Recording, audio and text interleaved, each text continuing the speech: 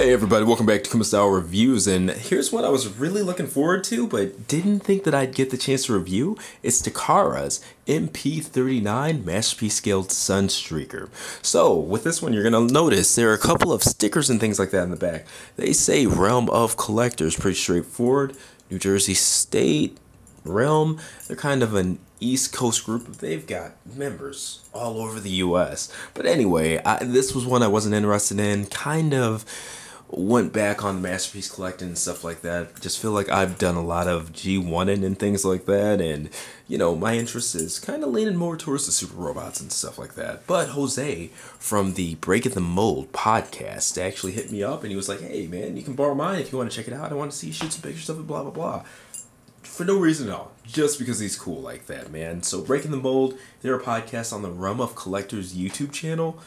Check that channel out, man. They do a lot of good things, not just in terms of the podcasts and stuff like that, which are funny, but it's really cool what they're doing with the community as a whole, really getting everybody together, keeping everybody interactive and stuff like that. And it's a real family feel, whether you see them at a meetup or talking to them online and this and that. Dude, they've even got a group that's about like weight loss challenges and stuff like that. So they do a lot of positive things even outside of toy collecting. So Realm of Collectors, they're on YouTube, link will be in the description and things like that. But before I even get started, I want to say thank you to those guys for letting me check this out and sharing with you, because this turned out to be one of the best Transformers I have ever effing gotten. So with no further ado, we will get this started. Thank you guys for watching in advance.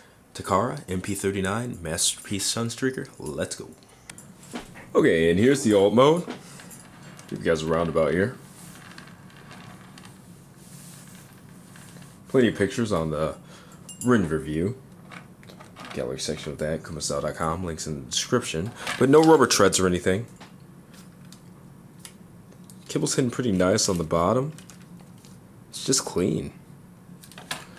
Alright, and even though it's not the prettiest on the inside, the doors do come up, as well as the trunk section. So no riders on the inside or anything like that, unfortunately. There's that. Get those back down, those back down, those back down. And to get it to the more traditional look with the boosters and the like, that part comes back. All of this just flips out. Alright, let's see, make sure I'm doing this right here. Put those little metal pieces up to help it flip around. There we go. That's what I was missing. Alright. It's just a matter of getting this fitted back. Now, gonna get those two pieces. And things just kind of go back together. This is the look I'm more used to with the boosters there.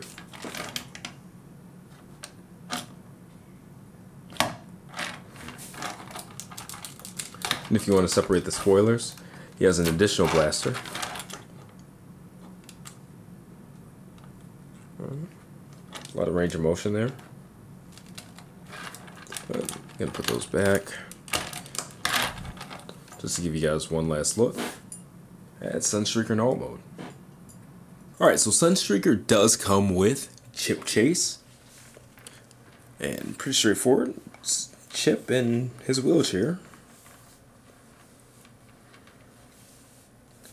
You know, it's molded with the glasses and stuff like that. I think it's a pretty decent sculpt, but you know, I guess there could be more in the detailing, but that's a lot for really small areas here. In fact, let's go ahead and measure this.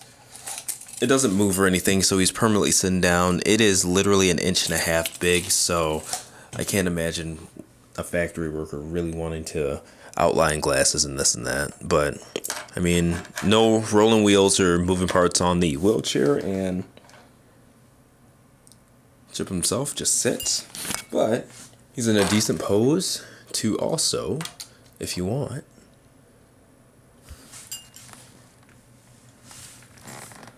sit on Sunstreaker's shoulder, which is pretty cool. Alright, and here's the robot mode, and I've had this thing for a week and I'm still gushing over it. Looking at the height, it is about 6.5, just under. I'd say, yeah, it's not quite 6.25. So yeah, 6.5 inches tall. I'm gonna give it that approximate there. You guys are roundabout here, and it's just beautiful. Wait till you guys see this thing in action. And here we go. Yeah, top to bottom view, really clean. Kind of an addendum to what I said. I say it's really clean, and I don't mean in the sense of like no kibble at all, but it just all lines up real well. I don't know if it's the kind of, I guess, I don't know, the seamless yellow to black coloring and things like that, but it just looks good. It's a good looking toy that looks like a toy. Alright, so now we can have some fun looking at the articulation here, which is the best part about it. So, lots of upward, lots of downward, and he even has the ability to kind of tilt, an additional tilt there. And why does he have that? So, it's not just for looking down, but if you're below, because he has kind of that extended chest and things like that, you can still see his head at lower angles. So if you're a photographer or maybe somebody who just displays it high, you know, gives you a lot more options there in terms of, you know, being able to use some different angles and still see his face. So the shoulders, first off, they butterfly, which is awesome. It's nice to see more of that in transforming Transformer toys. So lots of upward, you can get parallel there.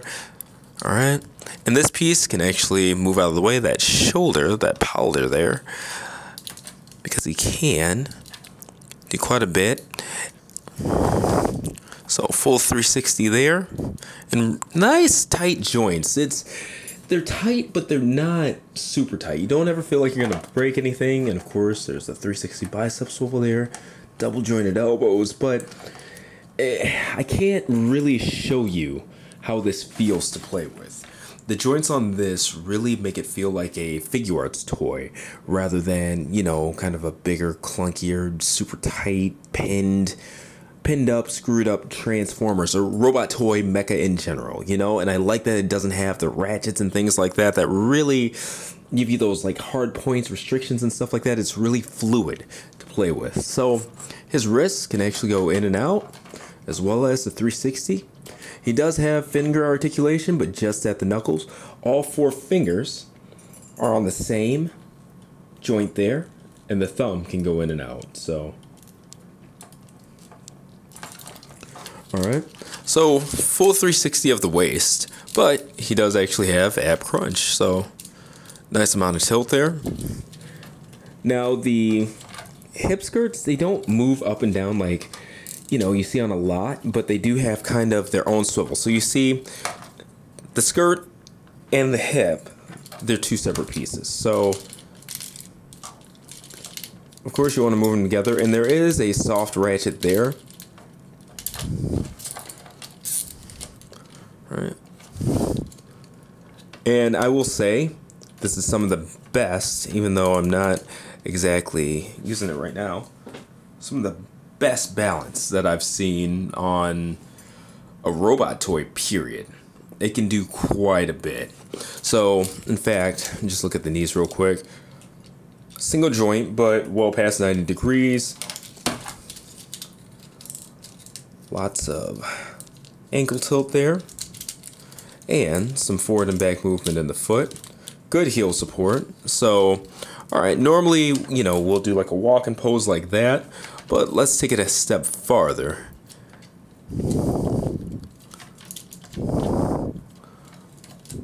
In fact, we're going to do a couple of poses with this guy.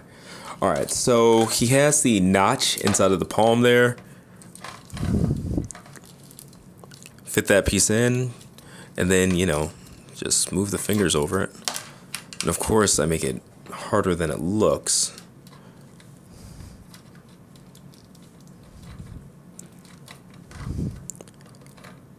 Am I doing this right? Alright. Alright, so there.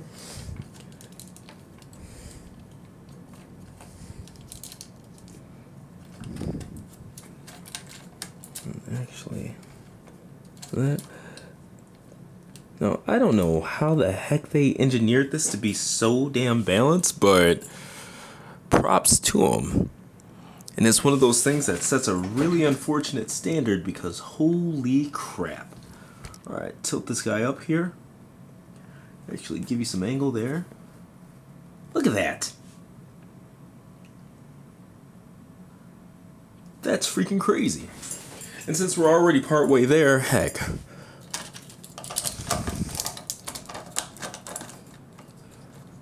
Get this in. That out.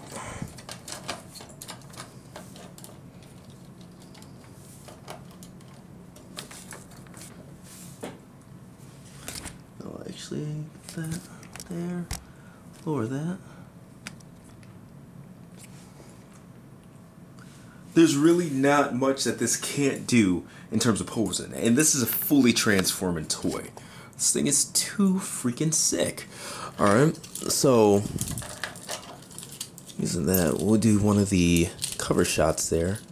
Get it so its hip is there, get that gun back. Alright, so we're actually going to use the butterfly joints here and use that ankle tilt. So butterfly in and actually have him teacupping. It's a term used for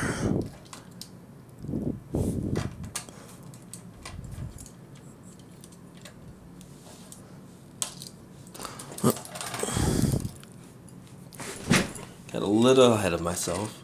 Didn't have him properly gripping the gun, but you can see where I'm going with this, right? Alright, so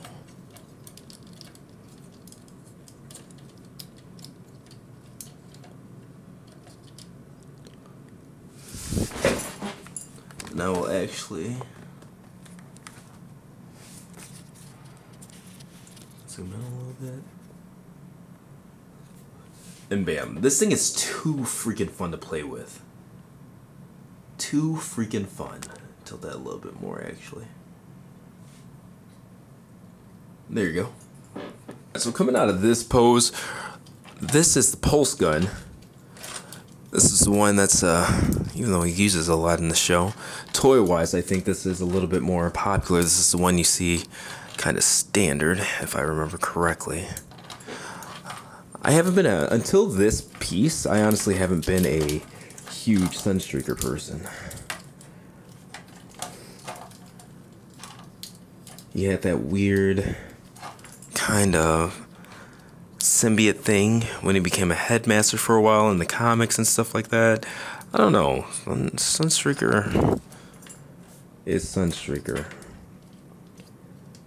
Character-wise, to me, kind of went from not necessarily a backup player, but I think Sideswipe was more it for me in the cartoons, and then in the comics I just thought he was a weirdo.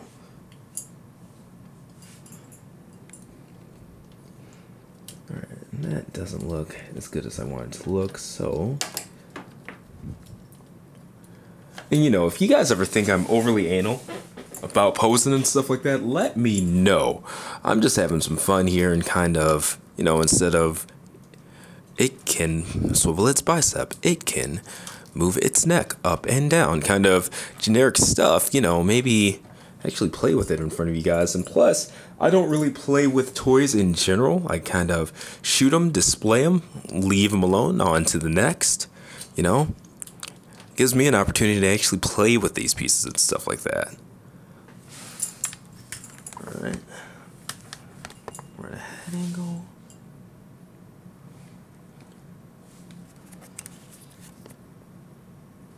And there's the flare gun. Before I forget to mention it, his flare gun can actually store on his back. You could do it either way, but there's a mail peg right there, and it just goes into either side. So, oh, there's only one. So never mind. It only goes one way. Right here. I'm guessing the 2 holes there for symmetry purposes, but there you go. And again, this has been Takara's MP-39 Sunstreaker. Just an awesome piece. Can't recommend it enough. I think my thoughts of it shine through during the review, but if they didn't, I absolutely love this piece. Like I said at the beginning, I actually had to get my own. Once I started photographing it and stuff like that and playing with it, it looks great, it plays great, it is great. In fact, I wish I had kind of the extra funds to buy another one just to display it in alt mode, but it seems like a bit much, especially kind of being in flux with Transformers collecting in general right now. But I highly recommend this one. It's just effing good. There's no other way to describe it. So I ordered mine from thechosenprime.com. Again, Roman Collectors, thank you guys for letting me borrow this. I know they buy a lot of their stuff from Haney. Agabus.com, I'll leave the link in the description of that too. And also, check out the full written review and gallery on kumasao.com. Link for that will be in the description, as well as pressing this info button right here. And if you guys have any thoughts on this, please leave them in the comment section. I want to see what you think too. I know a lot of you have bought this. My review's coming a lot later than everybody else's because I'm, as always with Transformers, late to the ball game. So anyway, this has been another Kumasao review. Thank you guys for watching. Like, share, subscribe, and I'll see you next time.